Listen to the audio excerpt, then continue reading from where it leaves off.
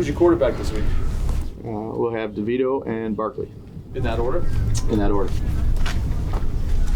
Where is Barkley physically? I know he had an elbow injury in the summer, and just like he hasn't been on a team for however many. Yeah, he's good. Yeah, he's working out, doing his cardio, but he's good physically. So Tommy's definitely your starter Sunday. He is. Yep. Why? I'm not doubting that. Or why him? Why not Matt? Just what's the rationale there? He's been here for a long time. He's picked up our stuff. So we're gonna go with DeVito here. And Bark's only been here for a week. There's obviously nuances and things that he's learning, but he'll be ready to go to back him up. An undrafted rookie, making his way into your starting quarterback. Sure. It's really pretty rare thing. I know the Bears had a guy do it, but like here, it's never really happened. How surprised are you that you got to this point, and how did you get to this point with him? Like, how did he put himself in this situation? Well, injuries. Start with that. So the two guys that were ahead of him got injured, and he was the third guy. So he's done everything we've asked him to do. He's prepared well, and he's got an opportunity. How different of a week is it? Aziz, we're going to open Aziz up. Thank you. So hopefully he'll be ready to go this week. How different of a week is it for DeVito when he's going to be getting the reps with the first team and not kind of fighting for scraps? Yeah, no, it's a good question. There's be a little different for him, obviously. He was up here early yesterday on the players' off day, and say we met for a while, putting everything he has into it. He's looking forward to the opportunity. And he'll be out there, with the first group, and we had a good walkthrough with him. So he's doing everything he can do to put himself in good position to be ready to go. Brian, do you have a message for your ball club in terms of morale or spirit? Do you worry about any of that? We have good conversation. Look, this obviously we're not where we want to be. Make no excuses about it. We have the right mindset. We'll go out there and have a good week of practice. Be ready to go. That's what you do every week. You guys have had quarterbacks this year come in not having taken first team reps during the week. The Vikings just had that this past week also. How different is it for you guys as a play caller and a game plan when a guy has had that experience or just showed up? Yeah, well, I'd say that, when you're working with the quarterback, developing a relationship with the quarterback, obviously the more you practice, and again, though DeVito hasn't had a ton of reps per se, he's worked on the show team, and he's backed up those guys and been in the meetings. So that's an important relationship in terms of getting a feel for what they like, them being able to communicate with you. You spend a lot of time with these quarterbacks. I know Kafka does and Shea does, where they're, you're always meeting with quarterbacks, watching tape, talking about situations. So it's obviously he's a young player right now, and he's trying to do everything he can do to get himself ready to go. What have you learned about him this week that maybe you haven't? I saw his outfit that he wore the other night. No, he's a competitive young man, and again, he's handled himself the right way in terms of being a young player in a room, I'd say, with two veteran guys, and has done everything we've asked him to do. So, he'll have his opportunity, and he's going to do everything he can do to make the most of it. Brian, you with the lowest scoring team in the league, do you as a head coach have to have your antenna up to watch offense, defense, and you know how these things can go sometimes to make sure? I feel. Look, I don't feel good about being there, obviously, but we have good group of people that, again, have team first mentality. Do you have?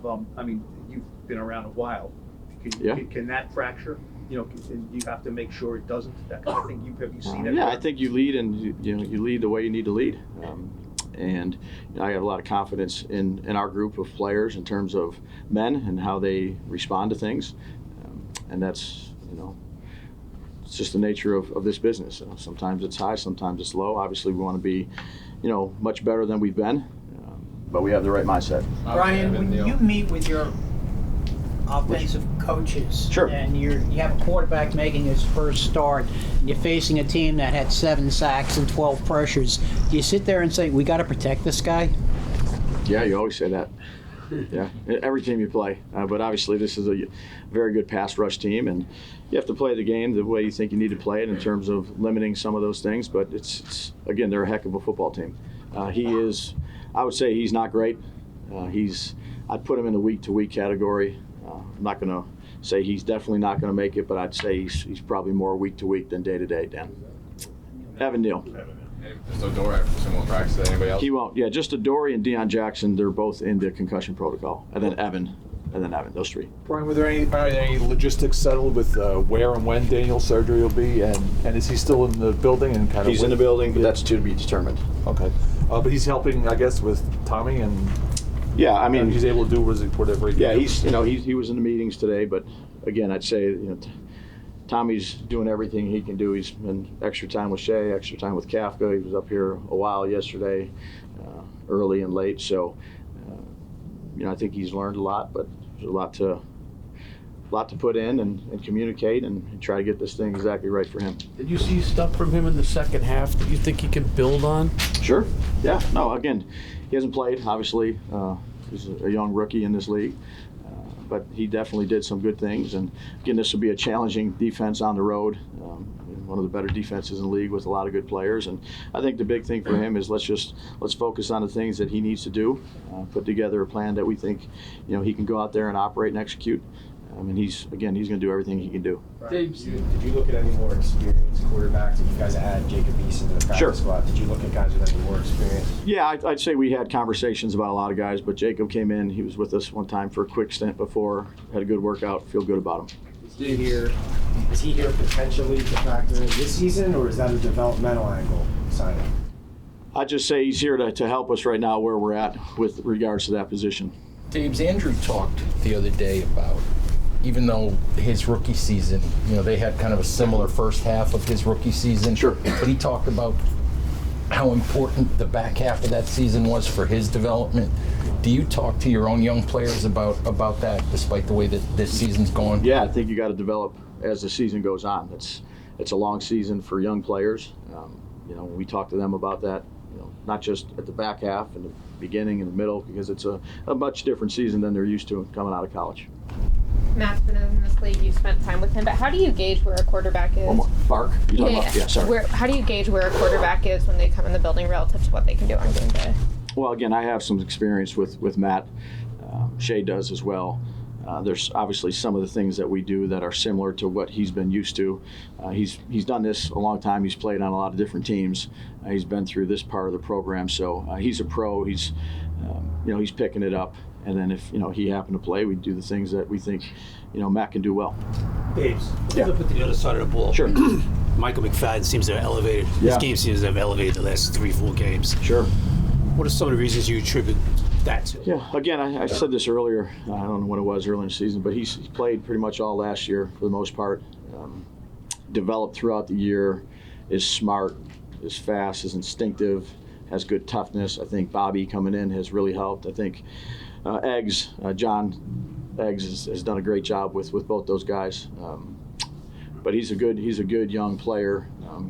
Happy we drafted him, and he's really earning the things that that he's getting, which is he's been productive. He's got a nose for the football, can sideline to sideline, just make some productive tackles. He's really developed the way you hope young players develop. Last time we had talked to you, just gotten back from Vegas, did you have an opportunity to talk to Xavier McKinney? Obviously, he was frustrated, not happy with. Yeah, I talked to all those guys. Yeah, I talked to all those guys. What do you mean by all those guys? Like talked to all the players. You're talking about just all the players? No, I talked to all the players. You didn't feel like, obviously he said stuff after the game that he wasn't happy with something that went down. Did you feel the need to talk to him specifically about that? And yeah, X and I had a conversation. How'd it go? Went good. Did you have a conversation with Daniel about what his role is going to be in the building here to come, or no? Not yet? No, I'm gonna. I mean, last year Shep had an ACL. Was very. Yep. We'll see when the surgery is going to be and all those type of things. I've talked to Daniel again. I said I feel for the guy more than the player. So we'll see where it is after we get when the surgery's coming and the rehab and all that type of things. Have you learned couple more. Is it just the ACL? Is there any other parts? Yeah, ACL. James, is there a value here? I mean, you mentioned DeVito. You could have gone elsewhere. You could have done something else at quarterback. Is there a value in having a guy now take over that's kind of been with this team from the spring? The idea of guys in the locker room know how he works. Sure. the respect for him. Do you sense that this team will kind of rally behind a guy like that they've been with? Yeah, I think they got a lot of respect for Davids. He's done everything we've asked him to do. I think he's done a great job on the look teams when he's out there. He's done a great job giving the defense looks. He's thrown the ball well in these periods, and he works at it. So I think there's a lot of respect. But again, he's a young player. I mean, his focus is really, let's make sure have the plays down that I want in. That we think is good versus this defense. Let's make sure I can communicate in the huddle. Let's take care of all the pre-snap stuff that you have to do as a quarterback before the play even starts, so that gives all the other 10 guys a chance to be successful and focus on doing his job as good as he can do it. When you discussed possibly bringing in more experienced QBs, but decided against it, what was the reason for not doing that? Like the 2 guys we got right now, and we thought Easton did a good job. You don't really call the beats, do you? Yeah, once in a while. Or I wouldn't have said it. Yeah. Yeah. Unfortunately. Yeah.